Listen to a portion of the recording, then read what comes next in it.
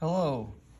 I just had some thoughts that I thought I would share about being able to score one of these Exhibit A by the outdoor analyst and how I got here. Well, kind of an interesting story. There's a company that slightly controversial called Bark River Knives that was been pumping out knives for years.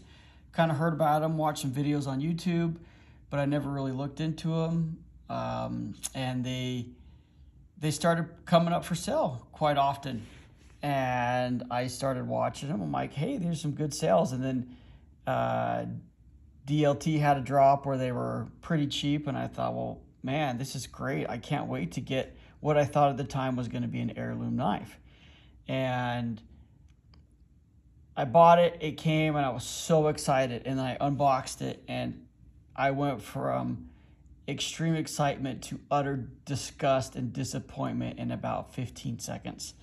Because I grabbed it, it was in Desert Ironwood like this, and I started feeling these pins, and they were raised, and they were rough, and you could see pitting around them, and I flipped it over, and it was more of the same.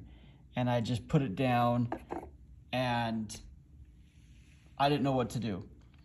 I didn't know that Bark River had so many problems with their quality control or lack thereof.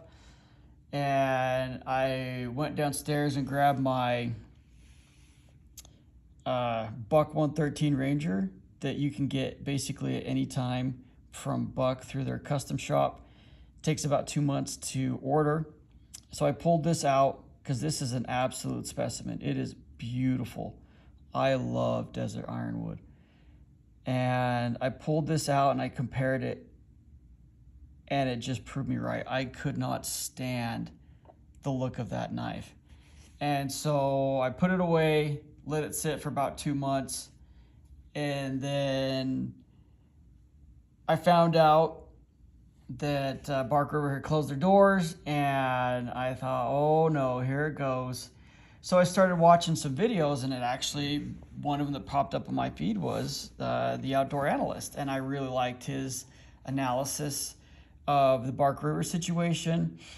And so then I started watching a bunch of his videos, and then I started binge watching a bunch of his videos, and I learned a lot. I agreed with a lot. I kind of understood that we're kindred spirits in a way, and so kept watching his stuff. And then he starts talking about this knife he's designing, the Exhibit A, and I learned a lot from him with his opinions, and I decided, man, I got to get one of these. And he designed it really well. Look at those palm swells. It just fits in my medium-sized hands perfectly. Perfect length for the blade. You can really work with an animal in this. That's why I bought it, for hunting. I live in the West, big game hunting. I can still process a fish if I needed to with this. It's not too big. The 3 to 4 inch range is just about perfect in my mind. This Buck 113 is just about over 3 inches, so it's still such a good size. It fits in your hand. It's small, it's light. I actually carry 2 knives. I subscribe to 1 is none and 2 is one. Doesn't necessarily mean I'm going to bring 2 of these this same size. It might be more of a caping knife, but hey, I have 2 knives. So in a way, I have to thank Bark River for bringing me to the Outdoor Analyst, and now this absolutely beautiful specimen. So